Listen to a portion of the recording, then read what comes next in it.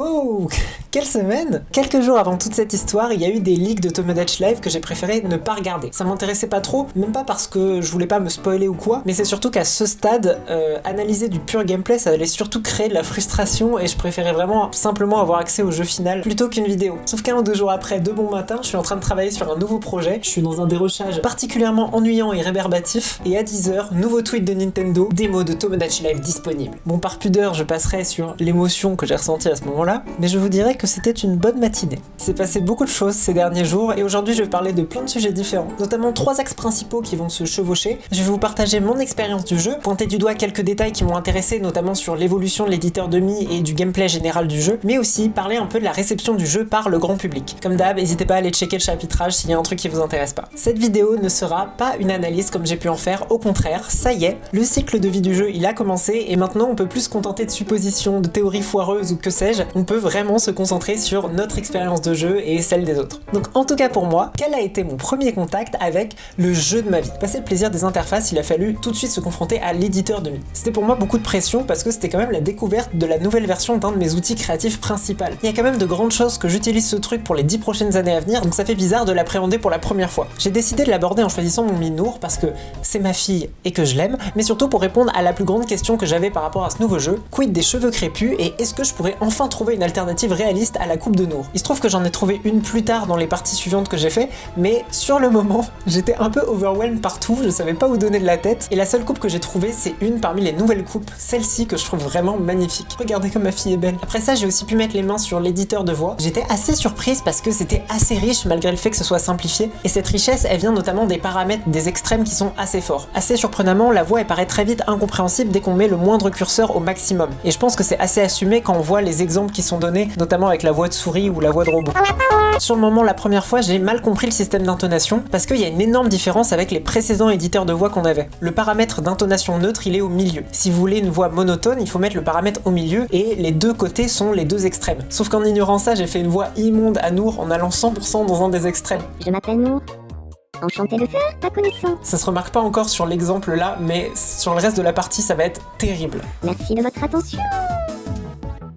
Je suis Nour et c'était le Flash Info.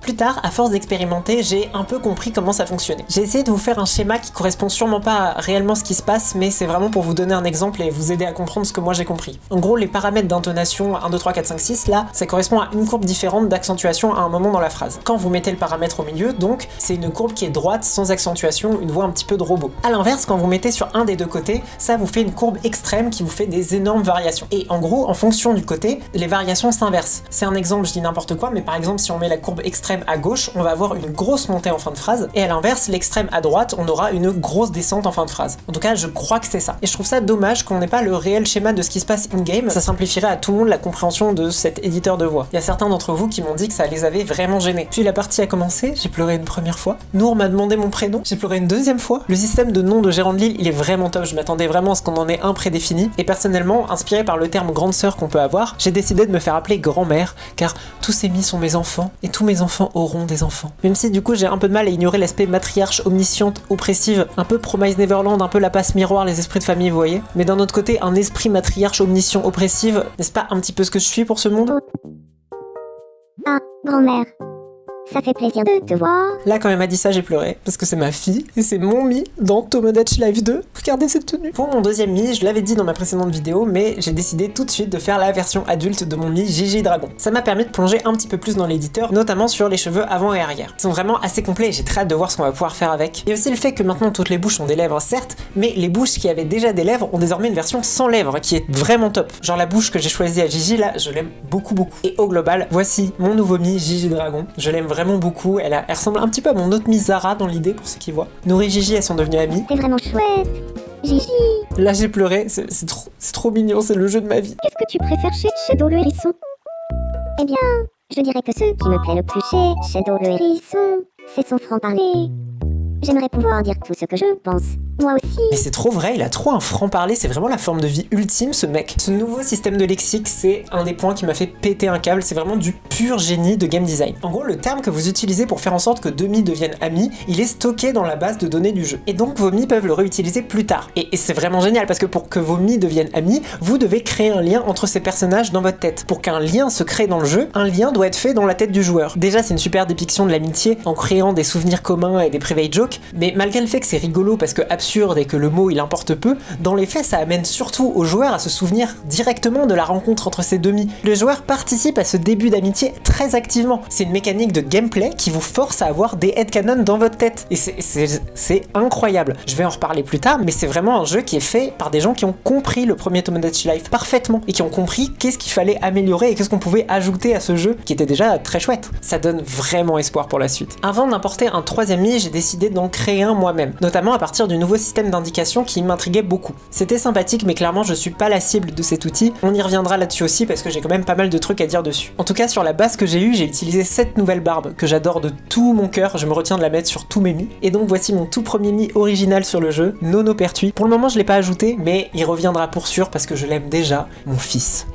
J'ai une grande descendance. Et le troisième Mi que j'ai rajouté, c'était Mauricio. J'ai du mal à me décider de si j'actualisais sa coupe ou si je gardais celle en pique qu'il avait déjà avant. J'aime beaucoup la nouvelle, mais il a un côté presque plus sage, presque moins cool. Il est tombé comme un gros loser là, regardez. Ça ne lui ressemble pas. Heureusement, Nour est venu à sa rescousse. J'espère qu'ils deviendront très vite amis.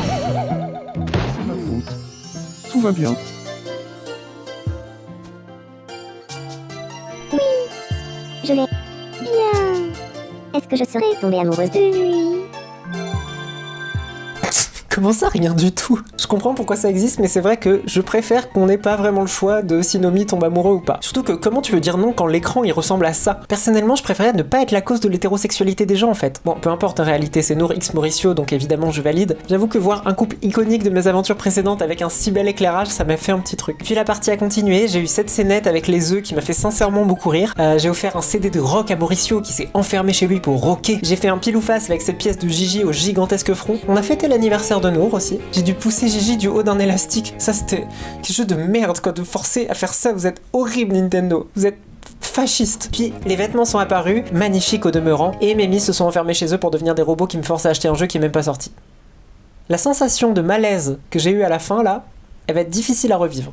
Ouais, on a fini sur un truc assez désagréable, mais en réalité c'était une super démo. Déjà, je remarque qu'elle est construite assez précisément quoi. C'est pas que le début du jeu, c'est une vraie introduction générale pour convaincre les gens d'acheter le jeu au global. C'est une démo qui explique honnêtement tout ce qu'elle est, tout ce qu'elle fait, et elle cherche à expliquer l'intérêt du jeu. J'en avais déjà parlé précédemment, mais il y a eu un vrai shifting de la part de Nintendo sur leur positionnement par rapport au Mi. On est beaucoup moins focus sur le fait de faire des gens de la vraie vie, mais maintenant c'est assumé comme un créateur de personnages fictifs et dossés. Ce changement, vous le savez, je le trouve très pertinent, mais il rend la communication beaucoup plus difficile. Avant, on pouvait dire imagine ta mamie et ton prof en train de se rouler des pelles et tout le monde achetait le jeu. Là, avec ce truc, il faut réellement faire comprendre l'intérêt ludique d'avoir des OCMI. Et je ne doute pas que ce soit pas facile, ma chaîne entière est quasiment dédiée à ça. Clairement, l'intention du jeu, c'est de se positionner comme un exutoire créatif, et son défi, c'est aussi de séduire des gens qui sont pas créatifs de nature, ou qui jouent pas à ce genre de jeu. J'ai des proches qui ont été assez impressionnés par toutes les possibilités qu'offrait le jeu et la pression de devoir soi-même construire son aventure. Ça crée vite un vertige, et le jeu tente de pallier ça en offrant des cadres. Et c'est là où j'en reviens au système de création de Mi par indication. C'est pas du tout un truc comme dans les Sims, comme ce que j'avais imaginé. C'est quasiment comme l'éditeur de Mi de base, mais en étant très guidé. Au lieu de tout vous foutre sur un plateau et vous dire créer, ce qui convient à certaines personnes mais pas du tout à d'autres, on permet d'avoir une pipeline, un cadre, des exemples de questions à se poser de comment créer, et vraiment guider dans cet acte de création qui peut être très intimidant. Et même si j'en suis pas la cible, je trouve que c'est une décision qui est extrêmement pertinente. De fait, je connais beaucoup de gens qui se sont essayés à l'exercice, des gens dont c'était pas du tout le genre de jeu et qui ont vraiment apprécié. J'étais absolument aux anges. Cette démo, elle a vraiment réussi, je pense, à convaincre et faire parler d'elle. Notamment par le fait qu'il n'y avait pas que des éléments scriptés, il y a certaines choses qui sont inédites et qui peuvent arriver par hasard dans votre partie et qui arriveront pas chez d'autres. Ça pousse les gens à partager leurs découvertes. Par exemple, je l'ai pas vécu, mais j'ai pu voir la nouvelle animation des Mi quand ils ont leur aliment préféré. Ou alors le fait que certains Mi chantonnent les chansons du premier jeu quand ils sont dehors. Bref, en tout cas, je pense que c'est une démo qui réussit pleinement tout ce qu'elle a envie de faire. Mais j'avoue que moi, elle m'a laissé un goût bien rance. Déjà, la sortie en Shadow Drop un mercredi à 10h sans annonce au préalable, jouable, je trouve que c'est pas très agréable. C'est malheureusement une habitude qu'a souvent Nintendo ces dernières années, qui adore sortir des trucs de nulle part, et j'en ai jamais parlé ici, mais sachez que c'est vraiment un truc qui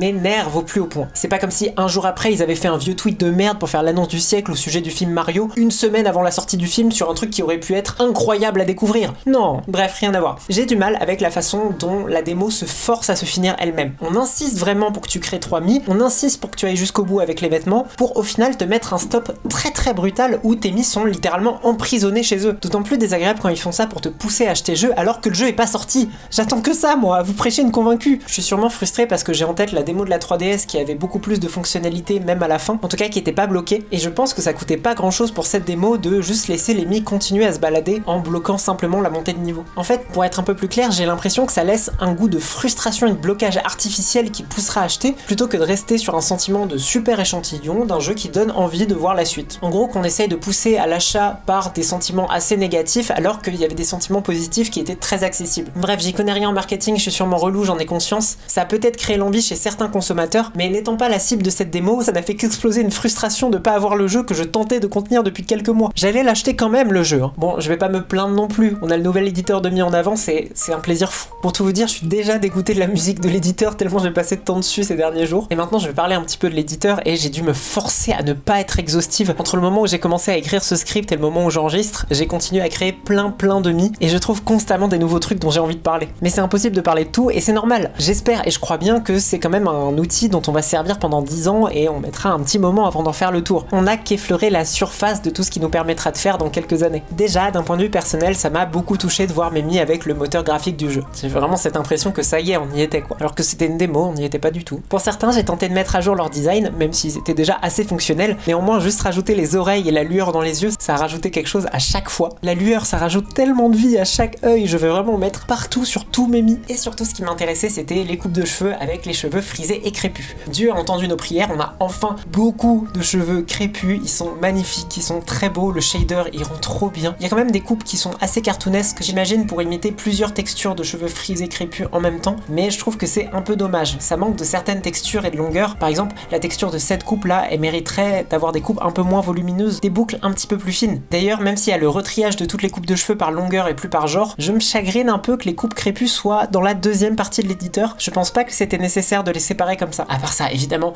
toutes les coupes sont magnifiques. Genre, les anciennes profitent de ouf du nouveau shader, les nouvelles sont parfaitement adaptées, le système avant-arrière il est génial même si on manque d'une calvitie. C'était là, c'était à ce moment-là qu'il fallait la mettre. C'est tellement dommage. Et en plus, un élément qui m'a étonné sur ce nouvel éditeur, c'est l'absence des deux coupes casquette et bonnet. Je trouve que c'est dommage qu'on n'ait pas d'alternative pour les gens qui veulent cacher leurs cheveux. Les nouvelles bouches à lèvres, elles sont géniales, ils les ont mis de manière hyper pertinente, notamment sur les bouches goofy, genre c'est vraiment bien vu. Les nouvelles moustaches et les nouvelles barbes, elles sont magnifiques, je suis complètement fan. J'ai vraiment envie d'en mettre à tous mes Mi, je suis vraiment à deux doigts de faire une île entièrement peuplée de barbus. Cette moustache là, c'est du pic, genre il y a aucun de mes Mi qui est moins bien si je mets cette moustache. Et c'est génial d'enfin pouvoir les aplatir. Pareil pour les features faciales, on peut les triturer un peu, même si ça me manque un peu de pouvoir changer l'intensité. Je trouve qu'on manque encore d'un duvet de moustache qui était essentiel, enfin si on compte pas ce truc trop bizarre là. Et les features faciales sont parfois un petit peu trop voyantes, notamment sur les peaux très blanches. De même, il y a quelques trucs un peu désagréables dans l'utilisation, par exemple le fait que certaines modifications soient spécifiques à chaque élément et qu'il faut tout remettre à chaque fois que vous switchez sur un autre. C'est chiant pour les moustaches retournées par exemple, ou sur les bouches qui peuvent se retourner à 180 degrés, mais c'est trop long.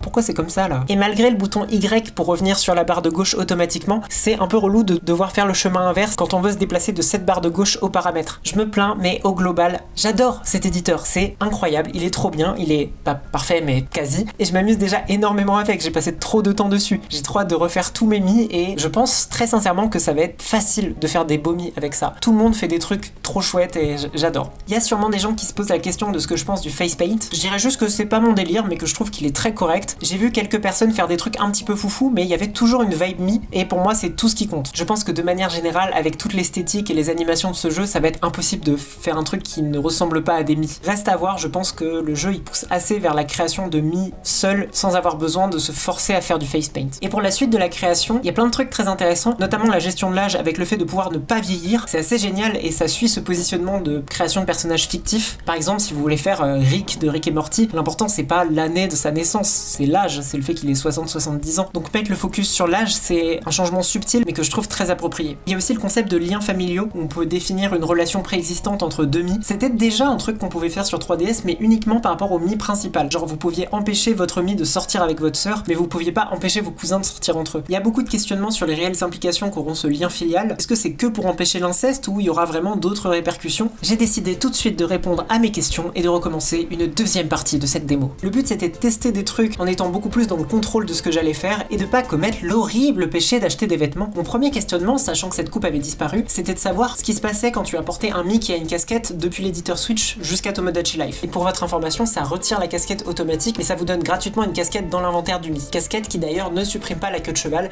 Merci. Pour cette deuxième partie, je me suis pas pris la tête, j'ai juste pris mon Mi. Ça m'a permis de tester des nouvelles coupes qui ressemblent beaucoup plus à ce que j'ai dans la vraie vie. Et j'ai d'ailleurs beaucoup hésité à me mettre une barbe parce que regardez comme elle est belle. Elle est magnifique. Et en deuxième Mi, j'en ai ajouté un qui s'appelle Zineb et qui est censé représenter une daronne. Je voulais tester ça et faire en sorte que ça soit la daronne de mon Mi. Concrètement, il n'y a rien eu à part le fait que mon Mi et sa mère sont devenus très très vite amis, mais c'est peut-être dû au hasard et ça a rien à voir avec le fait que ça soit sa fille. Sur le truc de lien filial, ça dit les Mi ne semblent pas être au courant de ces relations pour le moment, mais il se pourrait qu'ils finissent par s'en rendre compte. Et j'avoue que je trouve ça bien étrange, j'ai peur que ça fasse artificiel s'ils s'en rendent compte. Et dans tous les cas, je pense que ça sera rien de très grave. D'ailleurs, le lien que j'ai trouvé entre mon Mi et Zineb pour qu'elles deviennent amies, c'est le kiff de la religion au global, et je voulais tester aussi la mise en relation par rapport à un objet. Donc l'objet que j'ai trouvé, c'est une sainte écriture. Ça a donné une discussion littéralement très cursed, mais j'ai absolument adoré. Je pense que je préférerais une grosse sainte écriture. Comme je le dis toujours, plus une sainte écriture est grosse, mieux c'est. J'ai encore des tas d'anecdotes à te raconter au sujet d'une grosse sainte écriture. Bref, après voilà, elles ont fait leur petite vie. Zineb, elle a fait des jongles de ouf. Mon Mi, elle a crié à la mer et elle a parlé toute seule. J'ai bien fermé la porte. Comme moi. C'est franchement trop satisfaisant de les voir vivre, même s'il se passe rien. La caméra qui permet de les suivre hyper facilement, même quand ils rentrent chez eux. Je pourrais vraiment regarder ça pendant des heures. Et quand il y aura plein de Mi sur l'île, ça sera une vraie fourmilière. Vraiment, j'ai trop hâte. En vrai, pour parler du jeu au global, au tout début, il y a ce texte qui parle du fait de rajouter 6 habitants au moins. C'est une pression qui est un petit peu confuse, notamment dans la démo, on peut avoir que 3 Mi. Mais je pense que ça veut dire que toutes les fonctionnalités du jeu peuvent s'obtenir avec seulement 6 Mi. Ou en tout cas que la boucle générale du gameplay a été pensée avec 6 Mi au minimum et qu'il faut pas se plaindre que le jeu il est ennuyant si vous avez moins de 6 Mi en fait. Et petite parenthèse, comme sur 3DS, ça coûte de l'argent de virer un Mi de l'île, mais maintenant ça coûte 33€, alors que sur 3DS ça en coûtait 21. Je me passerais de faire une blague sur Macron, mais wow. Il y a une vraie volonté du jeu à ce qu'on observe les Mi, à ce qu'on laisse les Mi se balader dehors, pour qu'ils puissent interagir entre eux ou juste qu'ils puissent vivre. On n'est plus obligé d'être à l'intérieur pour interagir avec eux et leur offrir des objets. D'ailleurs, on peut même plus les forcer à revenir chez eux comme sur 3DS. Je me demande si ça va pas être un peu relou quand on veut leur offrir un nouvel appart. À côté de ça, j'ai l'impression de revivre tout le passage d'Animal Crossing New Leaf à New Horizons, avec plein de petites fonctionnalités de quality of life, je sais pas comment on appelle ça en français. Le fait de pouvoir trouver et passer facilement d'un Mi à l'autre, pouvoir faire plusieurs achats d'un coup, le nombre de caractères pour nommer une île qui est bien plus long. Les Japonais arrêtent enfin de nous casser les couilles avec leurs caractères qui en valent 3. J'avais prévu d'appeler mon île Franchien en pensant que France-Chien ça rentrerait pas, mais au final, c'est super, je peux garder ce nom. Il y a juste pour les expressions en début et fin de phrase, je trouve ça un petit peu court. Et par exemple, il y a une expression crier à la mer, je me demande si ça sera court pareil. À ce sujet, les expressions comme les manies, je trouve que c'est toujours une idée absolument brillante. On sent que l'objectif c'est la caractérisation vraiment individuelle de chaque Mi. J'étais au départ assez étonné qu'il n'y ait pas plus de nouvelles personnalités, mais en fait, vu que beaucoup ont des noms en français, que les vêtements sont définis par la personnalité, que les maisons aussi, je crois comprendre qu'ils ont préféré enrichir chaque personnalité plutôt que d'en créer des nouvelles. Et c'est plutôt judicieux. Je me répète par rapport à mes précédentes vidéos, mais j'adore le visuel, j'adore tout, ça me parle en tout point. Toutes les interfaces, le menu de la supérette, le menu de la maison, j'adore. J'adore les sons, notamment les quelques-uns qui sont repris du jeu original comme des douces références éparses, le son de montée de niveau, le son de réussite.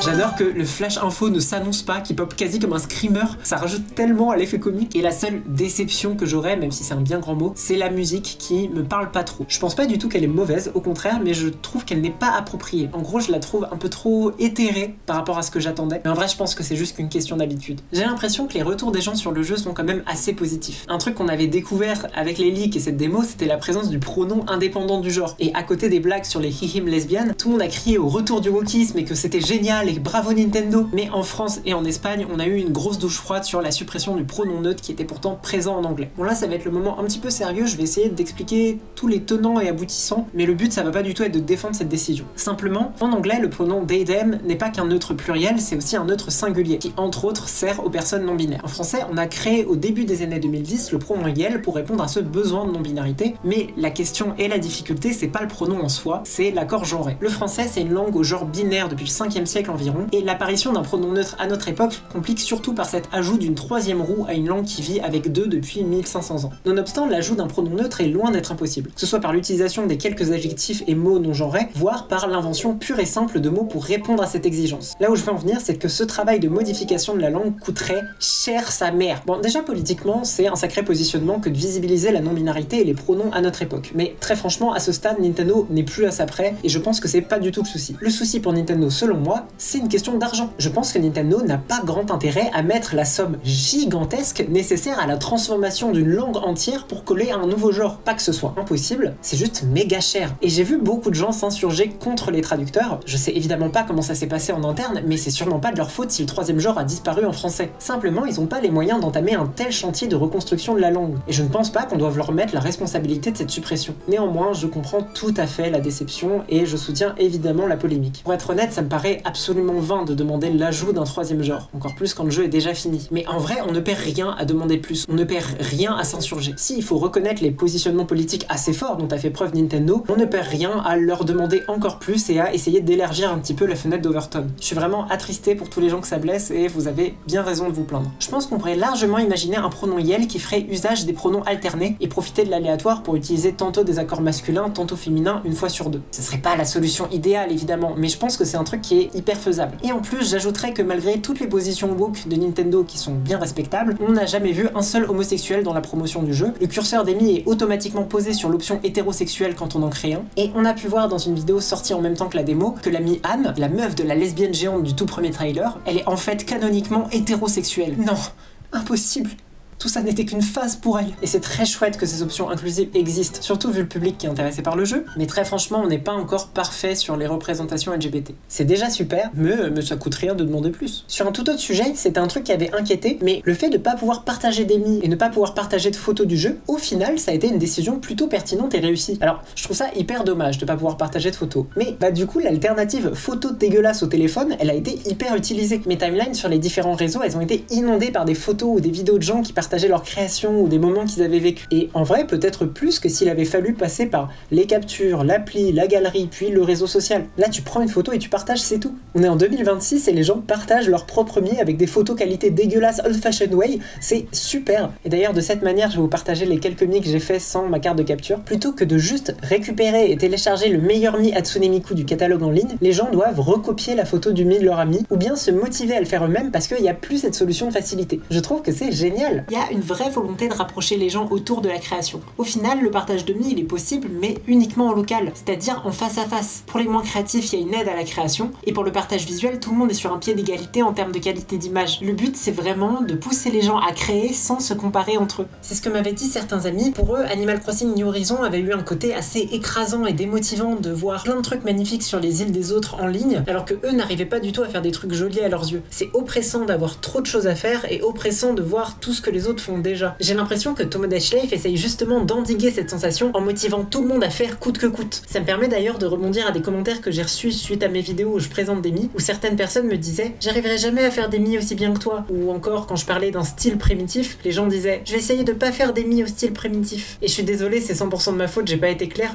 mais je n'ai aucun jugement de valeur sur le terme primitif. Et je pense que c'est vraiment important de le répéter, ne vous comparez pas, vivez votre aventure, faites avec votre style, vos influences, vos goûts, même si il s'avère que c'est primitif. Dans tous les cas, je jure que ce sera intéressant. Pour Tomodachi Life, vous forcez pas à faire des mi complexes avec le face paint par exemple si vous en avez pas envie. Créez uniquement avec ce qui vous stimule. Et de toute façon, avec ce nouvel éditeur, tous les mi seront beaux. Bref, je crois qu'il est temps de conclure cette vidéo. C'est très probablement la dernière de l'arc d'attente de Tomodachi Life sur Switch. J'ai eu la chance de débuter cette chaîne par hasard juste avant le jeu le plus attendu et inespéré de ma vie. J'étais à 1000 lieues de penser que j'allais documenter tout ça à tant de gens. D'un point de vue spectateur, ça se ressent peut-être pas, ça se voit pas, mais j'ai reçu tellement de soutien de votre part, des messages sur tous les réseaux, beaucoup plus que ce que j'aurais pu imaginer. Je sais pas du tout si c'est normal pour une chaîne YouTube de mon audience, mais ça me paraît assez fou pour le mentionner. Pour certains d'entre vous, j'étais la youtubeuse Tomodachi Life Actualité en début dépit du fait que j'ai skippé plein d'annonces parce que je les trouvais pas intéressantes, mais sachez que ça m'a fait très plaisir de l'être, même si j'ai jamais eu la prétention de vouloir être experte sur quoi que ce soit. Et j'espère quand même que j'ai été à la hauteur de vos attentes. Maintenant,